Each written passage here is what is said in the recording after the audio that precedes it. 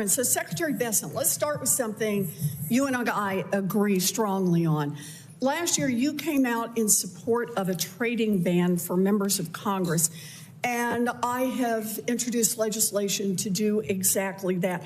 You explained the need for a ban on our trading stock by saying, quote, you look at some of these eye-popping returns, every hedge fund would be jealous of them. And that, quote, if any private citizen traded that way, the SEC would be knocking on their door. Those are strong words from someone who used to run a hedge fund.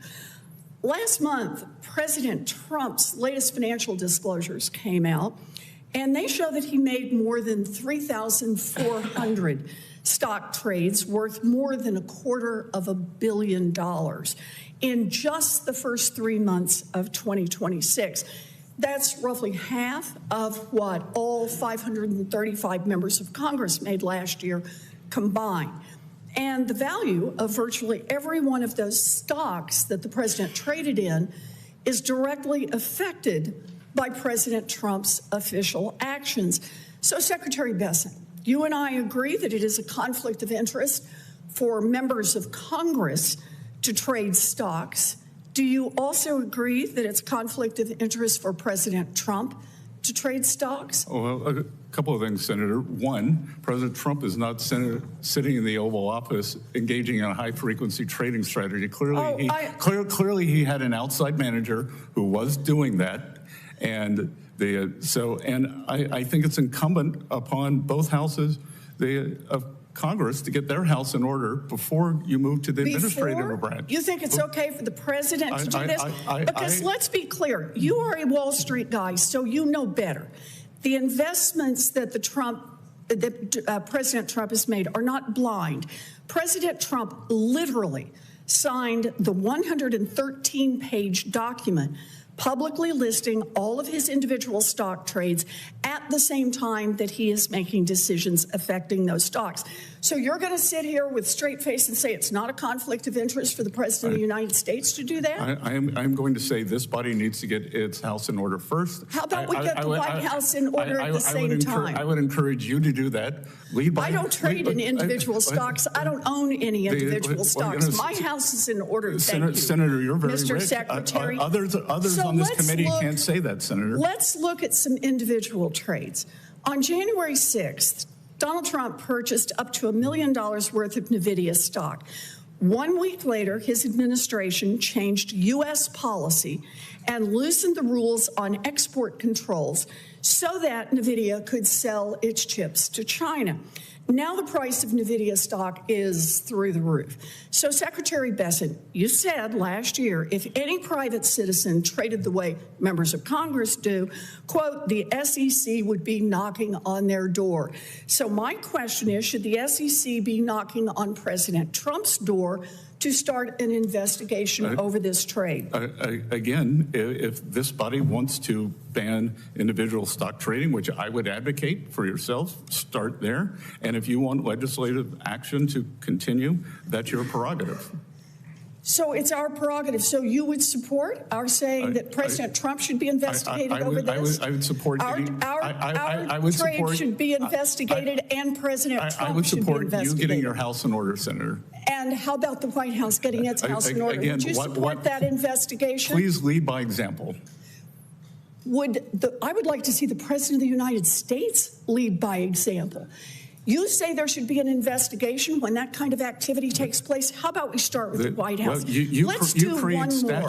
President Trump bought tens of thousands of dollars worth of stock in Robinhood and the Bank of New York Mellon Corporation, known as BNY. On April 6th, your Treasury Department announced it had chosen the financial agent to implement the new Trump accounts program, BNY and its partner, Robinhood. Both stocks, of course, have risen since then. So, Secretary Bessent, let me ask you a different question. If these stock purchases that Trump made were made using inside information, would that be illegal? Again, I'm not a lawyer. I'm not going to speak to that. And I think, would it be worth investigating? You don't have to be a lawyer. You're the one who said what should be investigated. Why don't we investigate many people on this committee, Senator? Many people.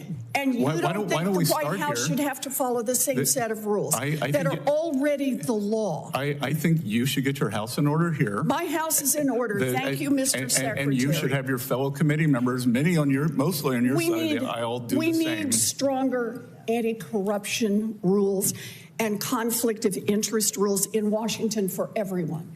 And that includes the president and it includes Congress. And instead of draining the swamp, what Donald Trump is doing is he is enriching himself by taking advantage of his position. That is not. You just watched a Treasury Secretary get handed his own words back to him and dodge.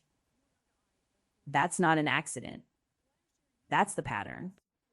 And if you don't subscribe right now, you will miss every single time it happens again.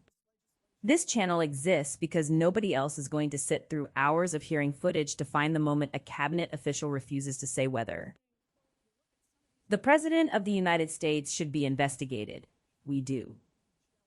Every week. For free. But we can only keep doing it if you're part of it. Hit subscribe. Not later. Now. Because next week there's another hearing, another official, another dodge. And you deserve to see it the second it happens, not 3 days later buried in someone else's recap. Hit like on this video. It's the single fastest way to tell the algorithm that this matters, that accountability content deserves to be seen, and that you're not going to let evasive answers slide by unnoticed. And share this. Send it to the one person in your life who still thinks this is just politics as usual. It isn't. A sitting Treasury Secretary just refused to answer a direct question about a $250 million trading pattern tied to a sitting president. That's not a normal Tuesday. That's the story. Subscribing isn't passive. Every subscriber makes it harder for moments like this to disappear into the news cycle unnoticed. Every share is one more person who can't be told this didn't happen, because they watched it happen. So do it now, subscribe, like, share, and then get back in because the next clip is wars. Here's what the clip alone doesn't tell you. The trade Warren just described isn't some obscure ticker. In April 2026, the Treasury designated Bank of New York Mellon as the official financial agent for the new Trump Accounts program, with BNY partnering with Robinhood to build the actual brokerage infrastructure behind it. More than 4 million children were signed up for these accounts by the time that announcement landed. That's not a niche financial product. That's a flagship, government-branded initiative, and Trump reportedly held positions in the very companies picked to run it before the public even knew the decision was coming. PSEA SEC zoom out further and the pattern gets worse, not better. This isn't an isolated trade. Trump's investment accounts executed 642 transactions in the first 3 months of 2026 alone. And his full 2025 disclosure showed more than 21,000 worth up to $1. Bessent wants you to believe this is just aggressive portfolio management. But Bessent himself spent 4 decades reading exactly these kinds of signals for a living as chief investment officer at Soros Fund Management and founder of his own hedge fund, Key Square Capital Management. He knows precisely what it looks like when trades line up with policy before the public finds out. He just won't say it out loud when the trader is his boss. Bloomberg +2. And here's the part that should make you angriest. Warren isn't asking for something radical. She's been pushing a bipartisan bill to ban congressional stock trading since 2022. A separate Republican-led version cleared committee in 2025. But lawmakers quietly pushed the effective date back so it wouldn't apply to Trump's current term at all. The rules keep almost applying to everyone in power. Until they don't. Axios +2. So here's the verdict. Scott Bessent had every chance to say the words, yes, This should be investigated. He had the facts in front of him. He had his own past statement handed back to him on a platter. And every single time, he chose Congress as the deflection instead of the man actually sitting in the Oval Office making the trades. That's not neutrality. That's cover. And the American people watching this hearing know exactly what it looks like when the House everyone's told to get in order is the one right down the street from the Treasury Secretary's own office.